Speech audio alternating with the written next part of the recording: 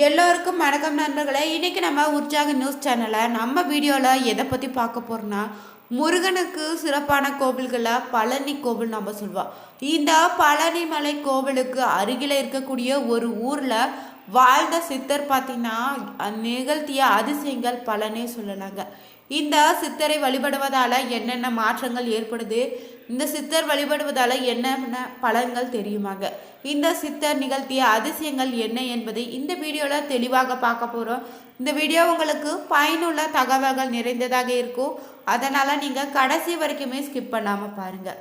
மேலும் பார்த்தீங்கன்னா உங்களுக்கு ஜோதிட ரீதியான சந்தேகம் இருக்குதா, ஜோதிடத்தில் ஒரு தெளிவான பதிவையும் பரிகாரத்தையும் பெற்றுக்கொள்ள வீடியோவில் டிஸ்கிரிப்ஷனில் கொடுத்துருக்க நம்பருக்கு மறக்காமல் கால் பண்ணி தெரிஞ்சுக்கோங்க.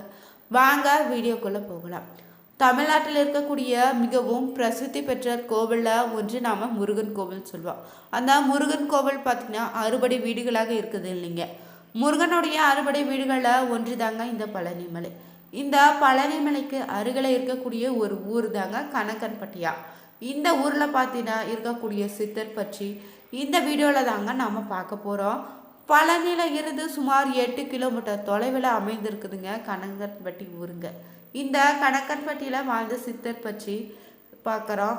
கணக்கன்பட்டி சித்தர் பார்த்திங்கன்னா திண்டுக்கல் மாவட்டத்தில் பழனியில் பிறந்திருக்காரு. இவருடைய இயற்பெயர் பார்த்திங்கன்னா பழனிசாமி. இவர் பார்த்தீங்கன்னா தன்னுடைய வாழ்க்கையே பொது வாழ்வில் அர்ப்பணித்து கொண்டே தினமும் பார்த்தீங்கன்னா கடவுளுக்காக பணியாற்றி வந்திருக்காரு. இவருடைய உடல் முழுவதும் பார்த்தீங்கன்னா பச்சை நிற கொண்ட சட்டைன்னு அழுக்கான வேட்டியை மட்டும்தான் அணிந்திருப்பாரா. அது மட்டும் இல்லைங்க, இவர் ஒரு பெரிய மூட்டையை வைத்து கொண்டே தான் எங்கேயுமே தெரிந்திருக்காரு. இதனை எங்கு சென்றாலுமே தூக்கி கொண்டே தான் செல்வாராங்க. அந்த மூட்டையை யார் எது தொட வந்தாங்கன்னா மிகவும் கோபமாக கத்தி அவர்களை விரட்டடித்திருக்காரு. கடவுளுடைய அனுகிரகத்தினால பார்த்தீங்கன்னா பல்வேறு வகையான அற்புதங்களை நிகழ்த்திய பிறகு ஜீவ சமாதியும் அடைந்திருக்காரு. பழனியில இருந்து செல்லக்கூடிய மாநில நெடுஞ்சாலையில் பழனியில் இருந்து பார்த்தீங்கன்னா சுமார் 10 கிலோமீட்டர் தூரத்தில் அமைந்திருக்குங்க. கடல் மட்டத்திலிருந்து பார்த்தீங்கன்னா 503 மீட்டர் உயரத்தில் இந்த கோவில் அமைஞ்சிருக்குதுங்க. திண்டுக்கல் மாவட்டம் பழனி தாலுகாவுக்கு உட்பட்ட கணக்கன்பட்டி கிராமத்தில் அழுக்கு மூட்டை சித்தர் சமாதி அமைந்திருக்கு. இங்கு அவருடைய பக்தர்கள் பார்த்தீங்கன்னா ஆலயம் அமைத்து வழிபட்டு வராங்க. மேலும் இவரை தரிசிக்க பார்த்தீங்கன்னா தினமுமே ஆயிரக்கணக்கான பக்தர்கள் வந்து செல்கின்றனர். காலை பார்த்தீங்கன்னா 6 மணி முதல் மதியம் 1 மணி வரை, மாலை 4 மணி முதல் இரவு 8 மணி வரையுமே, காலையில் 7 மணிக்கு மட்டும் சிறப்பு மண்டல பூஜைகள் இந்த கோவிலில் நடத்தப்படுது. கணக்கன்பட்டி சித்தர் பார்த்தீங்கன்னா எந்த நேரமும் பரட்டை தலையோடு அதற்கு மேலே ஒரு துண்டை வைத்து தலப்பா கட்டி இருப்பாருங்க. இவர் பழனியில் இருக்கும் அனைத்து கோவில்களும் சுற்றி வந்திருக்காரு. ஆரம்பத்தில் இவரை கண்ட ஊர் பொதுமக்களும் பார்த்தீங்கன்னா அனைவருமே இவர் ஒரு பைத்தியன்னு கல்லால் அடித்து விரட்டியிருக்காங்க. இவருடைய அழுக்கு மூட்டையை பார்த்தீங்கன்னா கையில் வச்சு சுற்றி வருவதால் இவரை பழனி சுற்றுவட்டார பொதுமக்கள் பார்த்தீங்கன்னா அனைவருமே இவரை மூட்டை சுவாமின்னு அழைத்திருக்காங்க. பழனியில் 2 பெரிய மலைகள் இருக்குதுங்க. அதில் ஒன்று பார்த்தீங்கன்னா பழனி முருகன் கோவில், மற்றும் ஒன்று பார்த்தீங்கன்னா இடுமன் கோவிலுங்க. இவர் அந்த இடுமன் கோவிலில் தான் பல வருடங்கள் வாழ்ந்து வந்திருக்காரு. பிறகு பழனி மலைக்கு அருகில் இருக்கக்கூடிய கணக்கன்பட்டி என்ற ஊரில் சுற்றி திரிந்திருக்காரு. அப்பொழுது ஒரு நாள் பார்த்தீங்கன்னா மரத்தடியில் அமர்ந்திருக்காரு. அந்த பொழுது பார்த்தீங்கன்னா வழியே ஒரு கார் வந்திருக்கு. கார் ஒன்றை வழிமறைத்து நின்றிருக்கார். காருக்கு உள்ளே பார்த்தீங்கன்னா வெளிநாட்டிலிருந்து வந்த தம்பதிகள் தன்னுடைய மகனுக்காக வாய் பேச முடியாமல் இருந்ததால் அவர்கள் பார்த்தீங்கன்னா பழனிமலை முருகனை தரிசனம் செய்ய சென்று கொண்டு இருந்திருக்காங்க. அவர்களை கணக்கன்பட்டி சித்தர் பார்த்தீங்கன்னா காரில் இருந்து இறங்க சொல்லியிருக்காரு. அந்த தம்பதியர்களுக்கு என்ன செய்வதுன்னே தெரியாமல் இருந்திருக்காங்க. பிறகு பார்த்தீங்கன்னா காரில் இருந்து இறங்கி வந்த பெண்மணியிடம் கணக்கன்பட்டி சித்தர் எதில் இருக்கக்கூடிய கடையில் போய் ஒரு பிரியாணி வாங்கிட்டு வான்னு கூறியிருக்காரு. அந்த பெண்மணிக்கு வேறு வழி இல்லைங்க. ரொட்டிற்கு எதிரே இருக்கக்கூடிய ஒரு கடையில் பிரியாணி வாங்கி கொண்டு வந்திருக்கா. இதில் என்ன ஒரு ஆச்சரியம் பார்த்தீங்கன்னா அந்த பெண்மணியும் அவர்கள் குடும்பமும் ஒரு சுத்த சைவமாக இருந்திருக்காங்க. அந்த பெண்மணிக்கு பிரியாணி சுவை பிடிக்காம மூக்கை பிடித்து கொண்டு பிரியாணி வாங்கி வந்திருக்கா. பிரியாணி வாங்கி வந்த பிறகு கணக்கன்பட்டி சித்தருமே இந்த பிரியாணியை உன்னுடன் மகனுக்கு கொடுன்னு கூறியிருக்காரா. அந்த பெண்மணி தடுமாற்றத்துடன் பார்த்தீங்கன்னா வாங்கி வந்து சாப்பாட்டை பிரித்து பார்த்தபோது ஒரு ஆச்சரியம் நிகழ்ந்திருக்குதுங்க. அந்த பெண்மணி வாங்கி வந்தது பார்த்தீங்கன்னா பிரியாணியா. ஆனால் அந்த பொட்டணத்தில் இருந்தது பார்த்தீங்கன்னா சாம்பார் சாதமாக மாறியிருக்கு. இதனை பார்த்ததுமே ஆச்சரியம் அடைந்த பெண்மணியுமே அவருடைய குடும்பத்தில் இருக்கக்கூடிய அனைவரும் பார்த்தீங்கன்னா கணக்கன்பட்டி சித்தருடைய காலில் விழுந்து வணங்கிட்டு பழனி நோக்கி சென்றிருக்காங்க. அந்த குடும்பம் சென்று கொண்டிருந்த போது பார்த்தீங்கன்னா இவர்களை நோக்கி லாரி ஒன்று வேகமாக வந்துட்டு இருந்திருக்கு. அதனை பார்த்த அந்த சிறுவனுமே அம்மா வண்டி வருதுன்னு கத்த தொடங்கினானாம். இதுவரையுமே பார்த்தீங்கன்னா அந்த சிறுவன் வந்து வாய் பேசாம இருந்து அந்த சிறுவனுடைய வாய் பேசுவதை கண்டு மிகவும் மகிழ்ச்சி அடைந்திருக்கா. அவர்கள் முருகனை தரிசிக்காம மீண்டுமே திரும்பி வந்து பார்த்தீங்கன்னா அந்த கணக்கன்பட்டி சித்தரை வணங்கி சென்றிருக்காங்க. இதன் பிறகுதாங்க கணக்கன்பட்டி சித்தரை கண்ட பிறகு ஏராளமான நன்மைகள் நடந்ததுன்னு எண்ணற்ற மக்கள் கூறி வராங்க. பழனி முருகன் கோவிலில் திருக்கோவிலுக்கு அருகில் இருந்து பார்த்தீங்கன்னா 8 கிலோமீட்டர் தொலைவில் இருக்குதுங்க கிராமம் தான் கணக்கன்பட்டியா. இங்கு வாழ்ந்த மிக சக்தி வாய்ந்த மகான் தாங்க கணக்கன்பட்டி மூட்டை சாமி என்ற சத்குரு காளிமுத்து பழனிசாமி சித்தருங்க.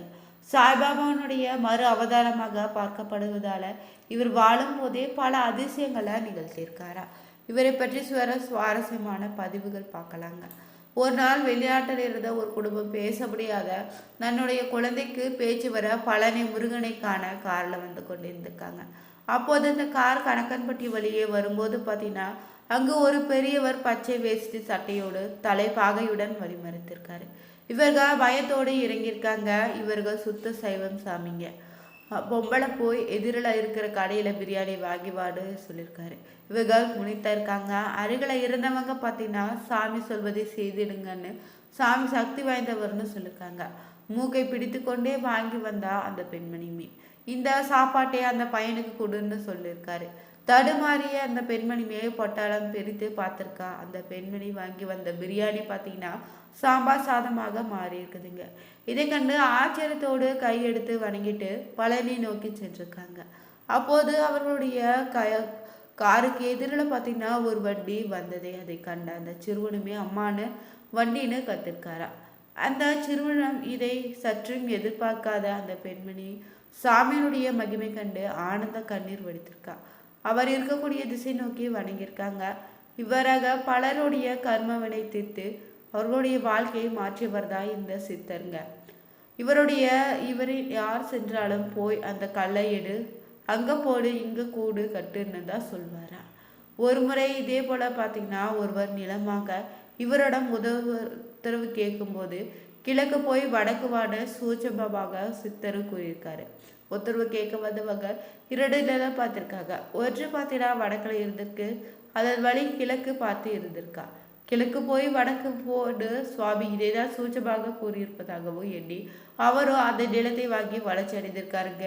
இவருடைய ஜீவ சமாதிக்கு சென்றீடா நிச்சயம் மாற்றம் உங்களுக்கு உண்டாகும். இவருடைய ஜீவ சமாதியில உள்ள நல்ல அதிர்வுகளை நன்றாக நாம உணர்ந்தீங்க. பழனியில பேருந்து நிறுத்தத்தில் இருந்து பார்த்தீங்கன்னா சுமார் 8 கிலோமீட்டர் தொலைவில் இந்த வசதி கூடிய இந்த ஆலயமும் ஜீவ சமாதியும் அமைஞ்சிருக்கு. பார்த்தீங்கன்னா மூட்டை சித்தருடைய உடல் பார்த்தீங்கன்னா பலத்த போலீஸ் காப்பதுடன் 72 மணி நேரத்துக்கு பின்னர் வியாழக்கிழமையில நல்லடக்கம் செய்யப்பட்டிருக்குதா. பழனி அருகே கணக்கன்பட்டியை சேர்ந்தவர் காளிமுத்து என்கின்ற பழனி சுவாமிங்க. எப்போதுமே பார்த்தீங்கன்னா அழுக்கு மூட்டையோடு பக்தர்களுக்கு அருளாசி வழங்கி வருவதால இவரே மூட்டை சித்தர்னா அடமொழியோடு அழைக்கிறாங்க. மூட்டை சித்தர் பெயரில் பார்த்தீங்கன்னா தமிழ்நாட்டில் பல்வேறு இடங்களில் அறக்கட்டளைகளும் மூலம் தியான நிலைகள் நடத்தப்பட்டு வருதுங்க. இந்நிலையில் இவருடைய உடல்நிலை குன்றி செவ்வாய்க்கிழமையில முக்தி அடைந்திருப்பதாகவும் இதையடுத்து கடந்த 2 நாட்களாக கணக்கப்பட்டிட சுமார் 400க்கும் மேற்பட்ட வாகனங்கள் ஆயிரக்கணக்கான சுவாமிகளை தரிசனம் செய்திருக்காங்க. 10க்கு மேற்பட்ட வெளிநாடுகளில் இருந்து பக்தர்கள் வந்திருந்தாங்க. அரசியல், சினிமா, வியாபாரம் உள்ளிட்ட பல்வேறு துறைகளில் சேர்ந்த முக்கிய பிரமுகங்களும் இவருடைய ஜீவ சமாதியை காண வந்திருக்காங்க. இந்த நிலையில் சுவாமியை நல்லடக்கம் செய்வதோ அவர் தங்கியிருந்த மோகன் என்பவர் தோட்டத்திலே சுவாமியால் வாங்கப்பட்ட சத்குரு நகர் இடத்துல சர்ச்சை ஏற்பட்டுருச்சு. அங்கே பரபரப்பு கூட ஏற்பட்டிருக்குதுங்க. பலருடைய ஜீவ சமாதியில் பார்த்தா இன்றுமே பலரும் வந்து இவருடைய ஆசை பெற்று செல்வதாகவும் சொல்லப்படுது. இந்த வீடியோவில் பனங்கான்பட்டி சித்தரை பற்றிய சில சுவாரஸ்யமான பதிவுகளை தெரிஞ்சுக்கொண்டோம்.